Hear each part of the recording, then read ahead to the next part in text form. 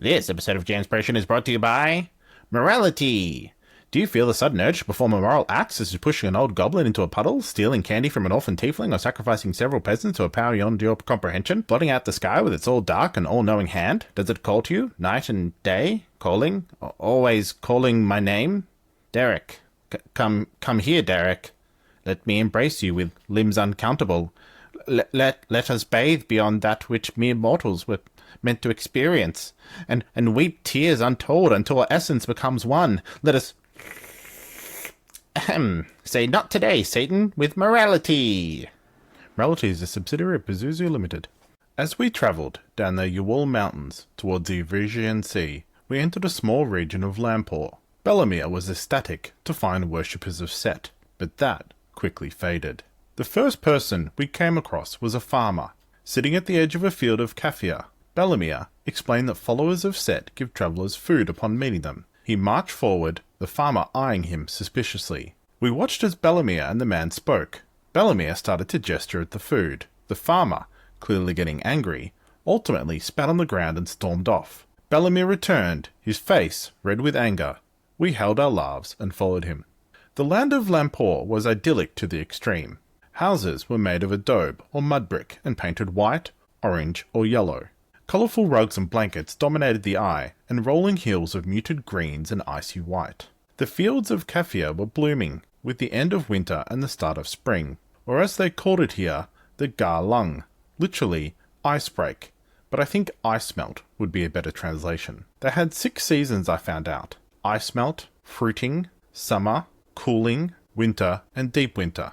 The people were mostly farmers. Kaffir was a sort of fabric flour that they used to make most of their textile goods. Colourful dyes and pigments dominated the markets, along with spices and grilled meat that watered the taste buds. We made our way through Lampor, staying a day or two, walking to the next town and staying again. The terrain was incredibly hilly, and walking for a day with our packs tired us more than we expected. The days as we travelled were enjoyable. Even watching Bellemere be rebuked time and time again was entertaining. Simple things he assured us would happen did not. The lodging we found was suitable, but we were charged when we asked for food. No citizen would help us with directions without us giving them something in return.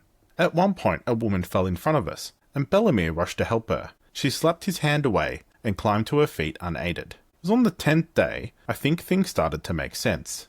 We were eating breakfast, a sort of bean, baked and in a sauce on toasted bread. I watched children play, running with sticks and the occasional pretend sword fight.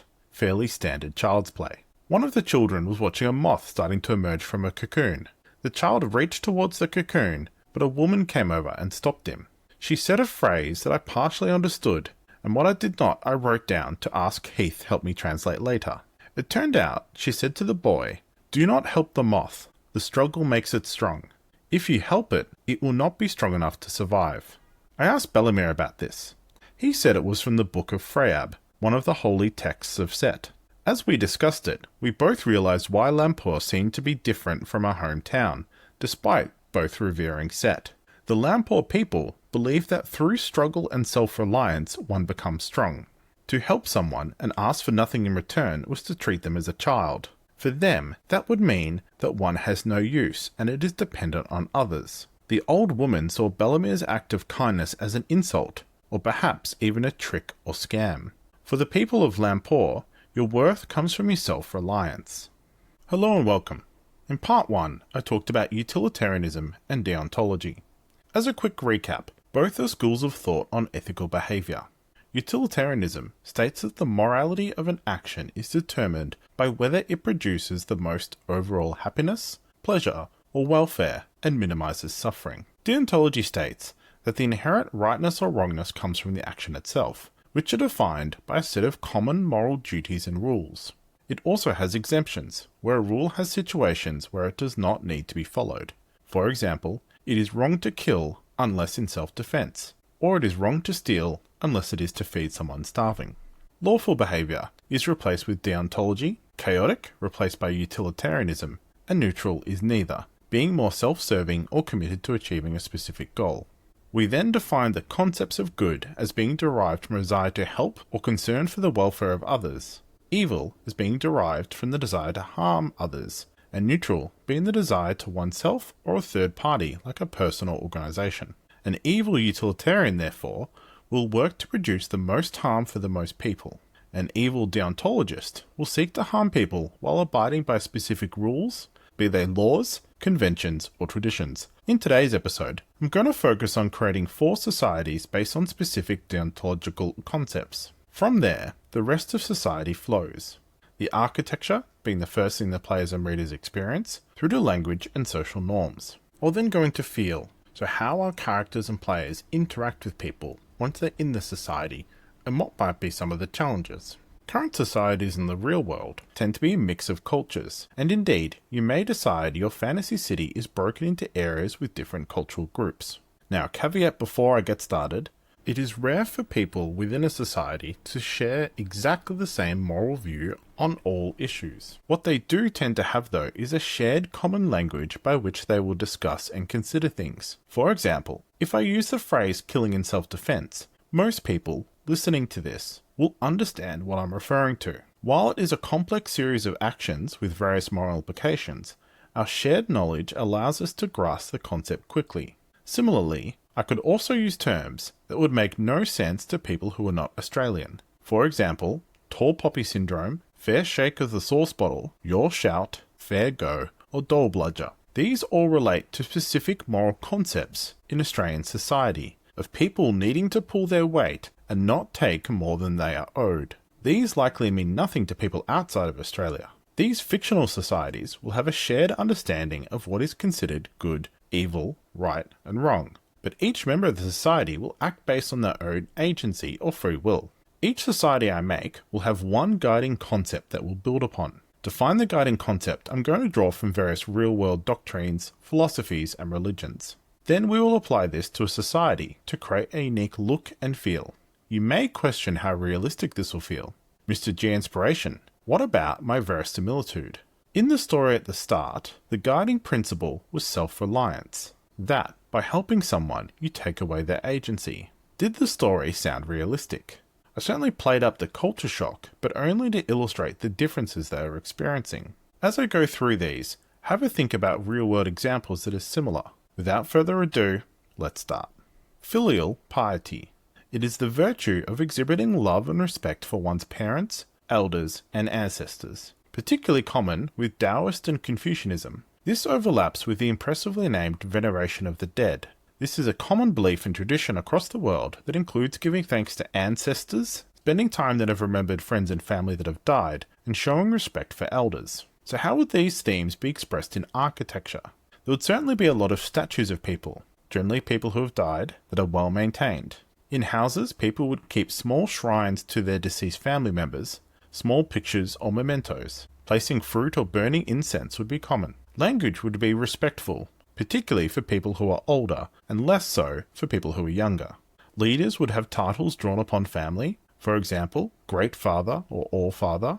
They could also use idioms, sayings and phrases relating to family, using words like orphaned, siblings, parentage, and family. For example, did you forget your family when someone is being rude?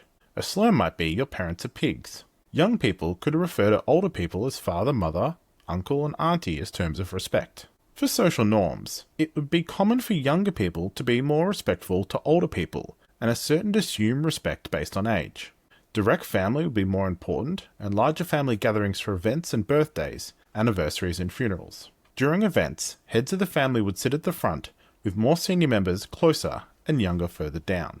This society may struggle to take younger people seriously. Respect may get in the way of constructive criticism or challenging poor decisions. So how would this society feel for outsiders? First, older people would expect respect from the younger. Older characters might be treated well, while younger, less so.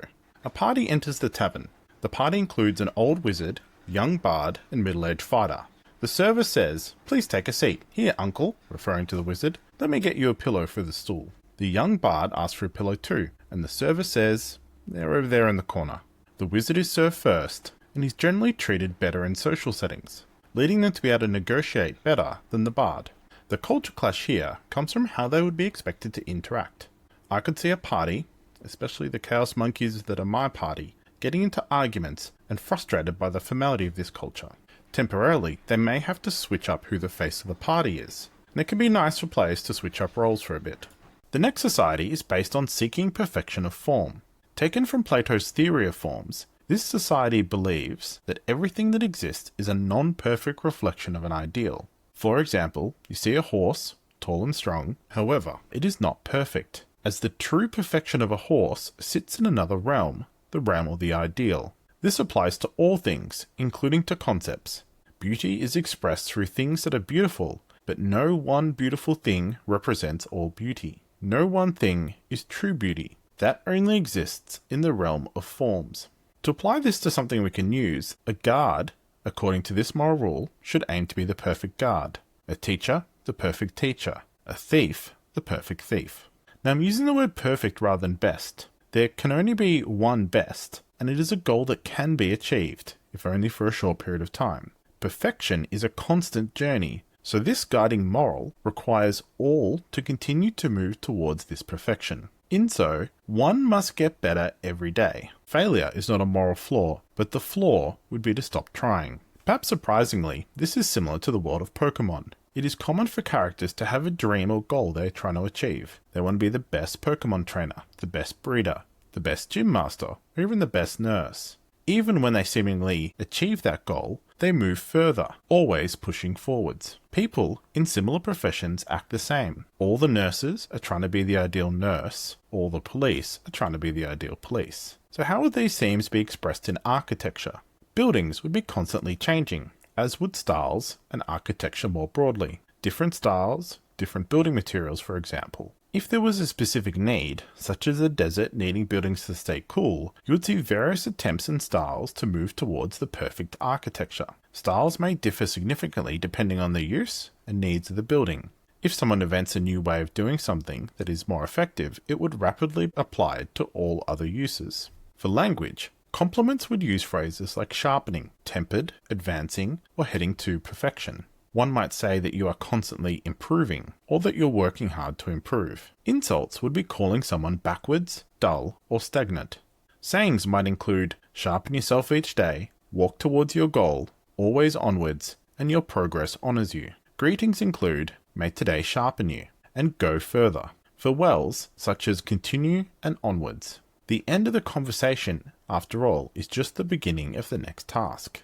Roles and titles could include words like teacher, guide, ascended, or even be numbered, first, second, third, and so on. Importantly, this society would not consider being numbered 10th bad, as long as they are constantly progressing. For social norms, people who excel at their tasks are venerated, such as master crafters, warriors, and bureaucrats. People who are starting out their path are considered dull or pebbles. Feedback is constant, and giving criticism is not considered rude, but it's actually rude to withhold feedback that could help someone get better. Progress is praised as much as results, and people strive to do better than they did before. A thief would strive for more impressive thefts. Think the gentleman thief Arsène Lupin. A detective at their peak might be like Sherlock Holmes, seeking more and more complex cases to solve. Public demonstrations of skill, as well as public practice, would be common and accepted. It's not considered showing off, and providing constructive criticism to someone demonstrating their skills is expected. To determine the feel for this society, there's a few things to consider. First, the society is very driven. Anyone that is laid back, lazy, or even just comfortable with their current ability would be looked down upon. People might openly criticize the party as they are walking through the town. People might comment on their equipment and how they carry their items, or even the wizard's choice of spellbook materials. You know, if you etch your spells into metal, they won't get damaged by water. I noticed you're using a longsword without a shield. If you swap that for a greatsword, you'll find you're able to do a lot more damage. The party would find this quite confrontational, but in the eyes of the society, they're just trying to be helpful.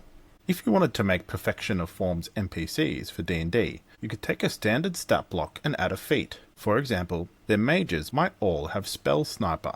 Extended practice and refinement means that they can use ranged spells in melee, double the distance of most spells, and ignore 1/2 and 3/4 cover. Standard guides might have feats like Martial Adept. Even lowly guards are able to do disarm and trip maneuvers, and are surprised that the fighters in the party can't. Might is right. The Book of Wisdom, also known as the Wisdom of Solomon, was authored sometime around 100 BC, and it included the line, Let us oppress the righteous poor man. Let us not spare the widow, nor regard the grey hairs of the aged. But let our might be our law of right. For what is weak proves itself to be useless. This speaks to a society of conquest and war, and you could also interpret it along the same lines as saying history is written by the victors. As long as you are successful, you win. You are correct. Such a society would look down on weakness in any form, mental or physical. However, it also surprisingly accepts underhanded tactics. After all, if you win, you are right. Architecture. Structures are built to project dominance. They are tall and imposing, built for strength rather than comfort. Heavy stone, sharp angles, and massive gates. Statues of the Covenant rulers would be common, but they would also be removed or replaced frequently. Most buildings would be fortified, and town planning focuses on easy movement of troops and the ability to fortify sections. Language. Speech would be considered a battle, with it sometimes being blunt and to the point, or flowery and a battle of wits. Most statements are taken as a challenge, and phrases like prove it or convince me would be common. Compliments praise the achievement as personal success. For example, our success is due to your strategic genius. Insults would include words like soft, frail, weak, and pathetic. A few common phrases: might makes right, by my strength, to the victor the spoils, and woe to the vanquished or woe to the conquered. Societal norms. Hierarchies determined by strength, including physical, strategic, or political. Challenges are frequent. Disputes are settled through contests, duels, or arguments. Respect is given to the victor, and grudges are rarely kept. Lineage is not honoured, other than to compare you unfavourably if you do not hold up to the standards of your family. Mercy in war is considered with suspicion, unless it serves a strategic advantage. Children are encouraged to compete early and hard.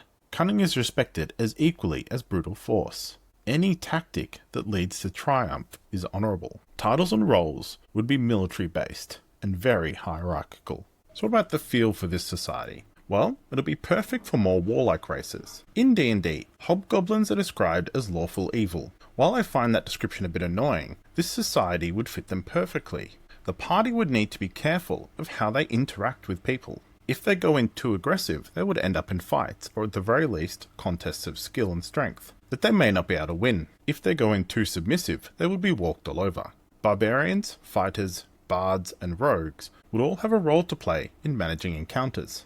Barbarians and fighters for their physical prowess, and bards and rogues for their skills. In a recent game I ran, the party encountered the evil deontologist innkeeper from my previous video, Barnabas Dernstein. The innkeeper and barbarian got into a, let's go with friendly fist fight. After a few rounds, Barnabas swept the barbarian's legs, and the barbarian angrily grabbed their sword and attempted to kill Barnabas. The innkeeper's daughter threw him his weapon, a magical baseball bat, and he proceeded to take out the barbarian in a few hits. At the end of the fight, Barnabas picked up the barbarian, carried him back to the party, and got them a round of drinks. The tavern loved it, there was no long-term damage, and Barnabas does not hold a grudge. Because the barbarian had put up a fight, and regardless of the fact the barbarian had tried to pull their weapon, Barnabas extended the offer to train the barbarian. But it was clear that Barnabas would be a very grueling teacher, and would enjoy beating the training into him. For the party, this society would be like walking on eggshells. At no point can they afford to let their guard down. Enzo, the cycle of life is imperfection. In Zen art, Enzo is a circle that represents enlightenment, acceptance of imperfection, and emptiness. While I could dig out some more historical examples, I'm going to provide quotes from the best I could think of, Oogway from Kung Fu Panda. One often encounters their destiny on the path they take to avoid it. Yesterday is history, tomorrow is a mystery, but today is a gift. That's why they call it the present. And you must let go of the illusion of control. These echo common Taoist quotes, such as, nature does not hurry, yet everything is accomplished.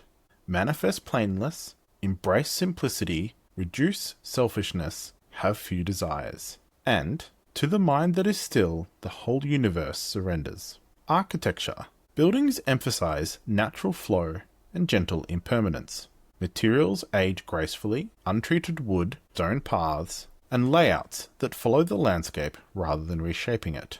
Imperfections, such as a knot in the wood or a crack in the stone, are embraced as part of the structure's identity. Maintenance focuses on harmony, not correction. A sagging roof beam may be propped up rather than replaced. If a plant grows in the middle of a path, it may be kept and even cared for. Language. Speech favours the calm, the metaphor, and acceptance. Phrases centre on change, balance, and letting go. The river chooses its path. All things return. The circle is never perfect. Compliments praise serenity or presence. You are centered today. Your spirit flows well. Insults would be mild and rare, but usually phrased as observations.